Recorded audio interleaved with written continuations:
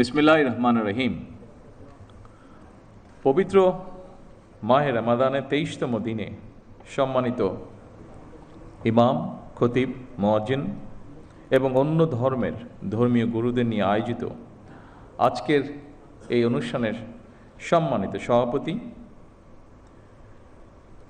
অনুষ্ঠানে উপস্থিত বিশিষ্ট আলেম মাশায়েখগণ, উপস্থিত অন্যান্য ধর্মের ধর্মীয় নেতৃবৃন্দ এবং ধর্মীয় গুরুবৃন্দ, মন্ত্রিপরিষদের সদস্যবৃন্দ, উপস্থিত বিভিন্ন পর্যায়ের সরকারি কর্মকর্তা বৃন্দ এবং উপস্থিত সকল সম্মানিত উপস্থিতিবৃন্দ, আসসালামু আলাইকুম।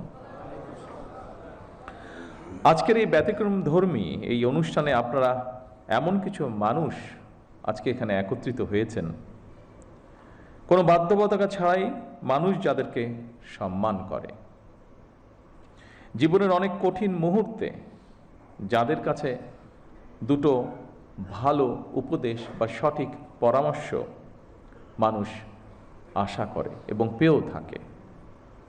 আজকের এই অনুষ্ঠানে রয়েছেন ইসলাম ধর্মের ধর্মীয় ব্যক্তিত্ব, ইমাম, খতিব, মুয়াজ্জিম সাহেবগণ।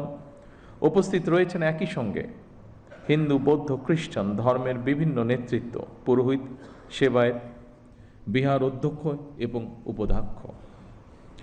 যে উদ্দেশ্যে আজ আমরা এখানে একত্রিত হয়েছি, ইতিমধ্যেই আপনারা সেটি দেখেছেন, সেটি জেনেছেন, সেটি আপনারা শুনেছেন।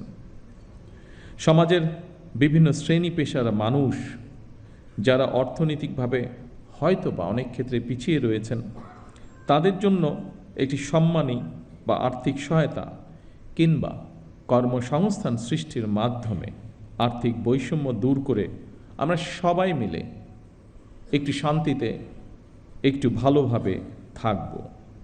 জাতীয় নির্বাচনের আগে আমরা জনগণের কাছে সেই রকমই প্রতিশ্রুতি দিয়েছিলাম। জনগণের রায়, আল্লাহর রহমতে বিএনপি সরকার গঠনের পর ভোটের কালই নখ থেকে মোচনের আগেই আমরা আমাদের সকল প্রতিশ্রুতি ধারাবাহিকভাবে বাস্তবায়নের কাজ শুরু করেছে। আলহামদুলিল্লাহ, এর জন্য আমি আল্লাহর দরবারে লাখো শুকরিয়া আদায় করি।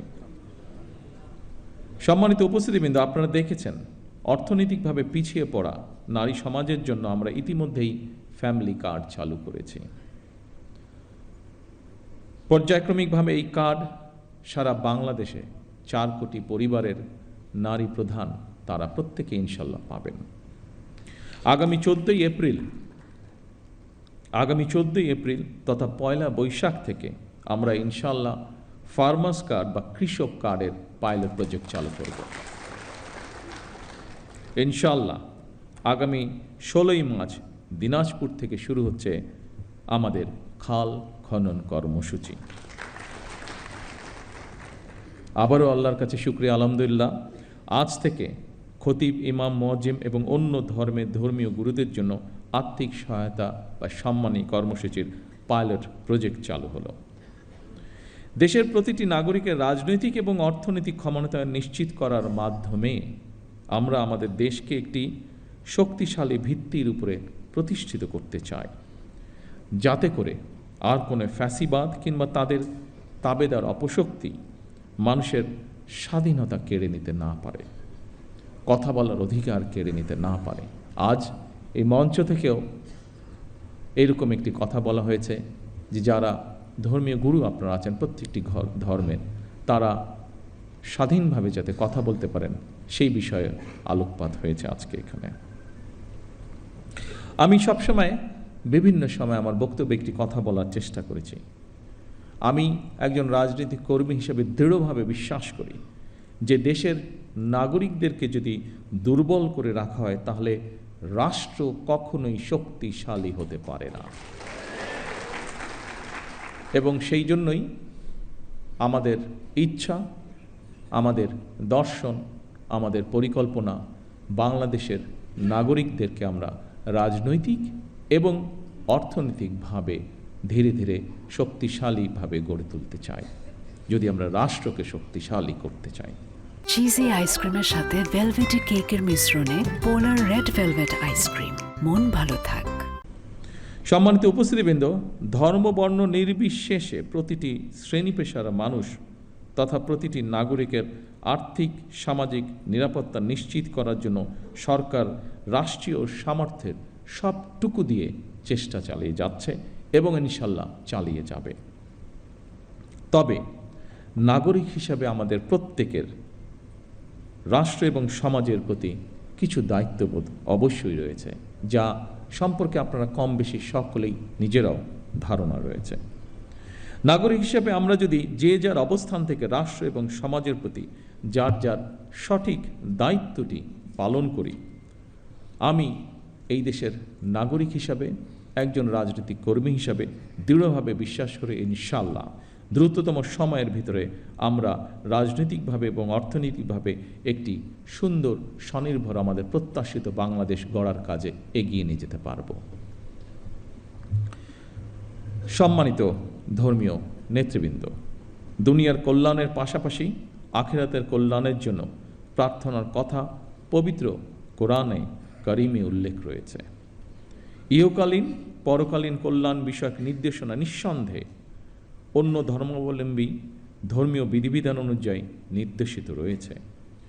সুতরাং ধর্মীয় বিধিবিধানের আলোকেই আপনারা আপনাদের শিক্ষা দীক্ষা ও যোগ্যতা এবং অভিজ্ঞতাকে কিভাবে আরও বেশি করে দেশ এবং জনগণের কল্যাণের প্রয়োগ করতে পারেন সেই চিন্তা এবং চেষ্টাও অব্যাহত রাখা অত্যন্ত জরুরি এই দেশের জন্য। অর্থনৈতিকভাবে সমৃদ্ধ রাষ্ট্র মানুষের জীবনে হয়তো আর্থিক স্বাচ্ছন্দ্য নিশ্চিত করে, কিন্তু ধৈর্য, সততা, কৃতজ্ঞতা বোধ, শ্রদ্ধা, আনুগত্য, সংহতি, সহনশীলতা, উদারতা, বন্ধুত্ব, বিনয়, দায় কিংবা দয়া, এই সমস্ত বৈশিষ্ট্যগুলো অর্জন ছাড়া একজন ব্যক্তি মানবিক গুণাবলী সম্পন্ন হয়ে উঠতে পারে না। এই ধরনের মানবিক বৈশিষ্ট্যগুলো অর্জনের জন্য ধর্মীয় সামাজিক নৈতিক মূল্যবোধে উজ্জীবিত হওয়া অত্যন্ত জরুরি বলে আমি মনে করি। বিশেষ করে স্বৈরাচারের পতনের পর, বিতাড়িত হয়ে যাওয়ার পর এটি সমগ্র দেশে সকল শ্রেণী সকল বয়সের মানুষের মধ্যে আরও বেশি প্রয়োজন। বিশেষ করে আগামী দিন যারা এই দেশকে নেতৃত্ব দেবে তাদের জন্য আরও বেশি প্রয়োজন। এই ধরনের মানবিক বৈশিষ্ট্যগুলো অর্জনের জন্য ধর্মীয় রাজনৈতিক সামাজিক নৈতিক মূল্যবোধে উজ্জীবিত হওয়া অত্যন্ত জরুরি। রাষ্ট্র সমাজ এবং পরিবেশ প্রতিবেশ থেকে অর্জিত আচরণ থেকেই মানুষ তার শুদ্ধ জীবন এবং সুস্থ চিন্তার মানসিক নির্দেশনা পায়। পবিত্র হাদিসে বলা হয়েছে, যার আমানতদারি নেই, যার কাছে নিরাপত্তা নেই, সে প্রকৃত ঈমানদার নয়। যার ওয়াদা ঠিক নেই, তার কোনো ধর্মও নেই। প্রতিহিংসা এবং সহিংসতা মুক্ত একটি নিরাপদ সমাজ বিনির্মাণের ক্ষেত্রে ধর্মের এই উদার নৈতিক শিক্ষণীয় বিষয়গুলো অতুলনীয়।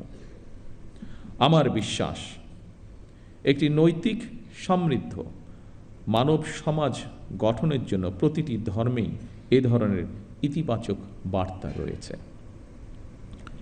সেজন্যই সম্মানিত উপস্থিতিবৃন্দ, সকল ধর্মের সম্মানিত নেতৃবৃন্দ, গুরুবৃন্দ, একটি ধর্মীয় সামাজিক নৈতিক মূল্যবোধে সমৃদ্ধ মানসিকতা তৈরির ক্ষেত্রে আপনাদের মতন ধর্মীয় জ্ঞানসম্পন্ন মানুষদের ভূমিকা অত্যন্ত গুরুত্বপূর্ণ।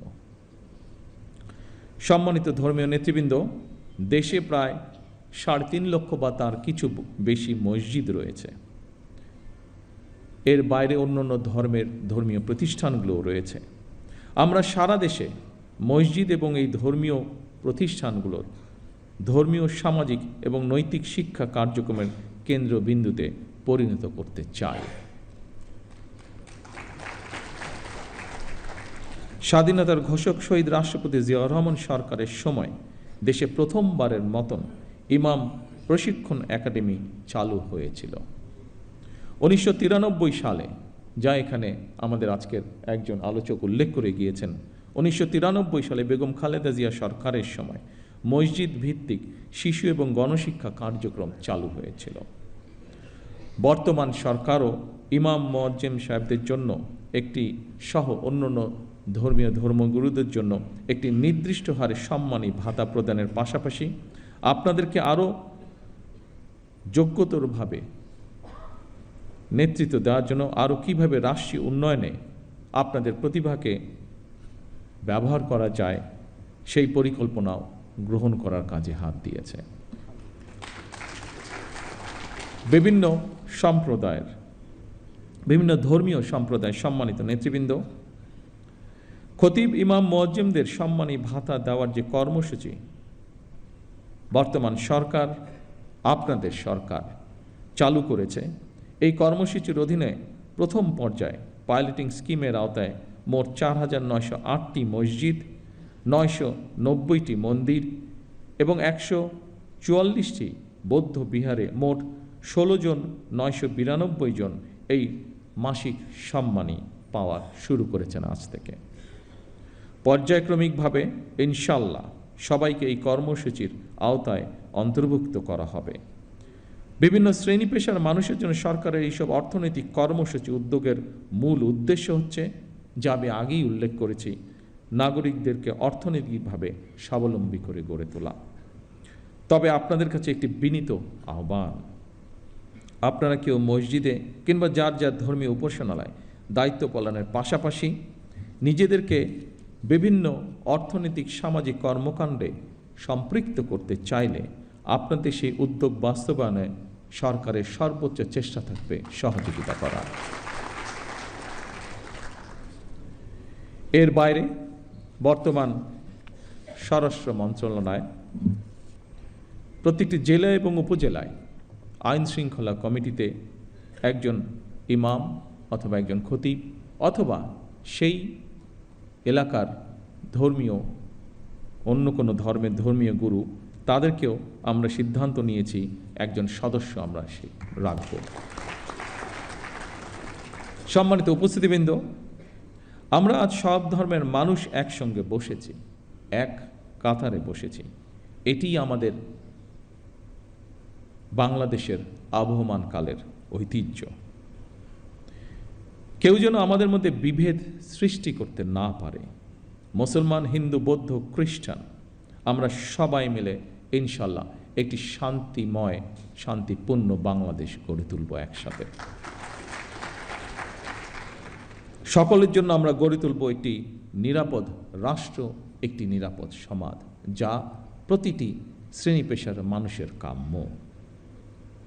আমার বক্তব্য শেষ করার পূর্বে আমি আজকের এই দিনটিকে, আজকের আমাদের দলীয় ইশতেহারের এই কার্যক্রমটিকে সফল করার জন্য বিভিন্ন মন্ত্রণালয় সহ, বিভিন্ন মন্ত্রণালয়ের কর্মকর্তা সহ বিভিন্ন ডিপার্টমেন্টের যে সকল ব্যক্তি অক্লান্ত পরিশ্রম করেছেন, যাদের সহযোগিতায় বর্তমান সরকারের নির্বাচনে এই ম্যানিফেস্টোটি আলোর মুখ দেখতে পেয়েছে, কাজ শুরু করছে, তাদের সকলকে আমি জানাই আন্তরিক শুভেচ্ছা, তাদের সকলকে আমি জানাই আন্তরিক ধন্যবাদ। পরিশেষে আসুন আবারও আমরা আজকের এই অনুষ্ঠানের মাধ্যমে শপথ গ্রহণ করি, আমাদের এই প্রিয় বাংলাদেশকে আমরা একটি এমন দেশ হিসেবে গড়ে তুলব যেখানে আমরা সকলে, প্রতিটি ধর্মের মানুষ, প্রতিটি শ্রেণী পেশার মানুষ আমরা শান্তিতে বসবাস করতে পারি। সকলকে একসাথে নিয়ে আমরা যাতে দেশকে গড়ে তুলতে পারি, এই হোক আমাদের শপথ, এই হোক আমাদের প্রত্যাশা। সকলে ইনশাল্লাহ ভালো থাকবেন, সকলে ইনশাল্লাহ সুস্থ থাকবেন। আল্লাহ হাফেজ। বাংলাদেশ জিন্দাবাদ।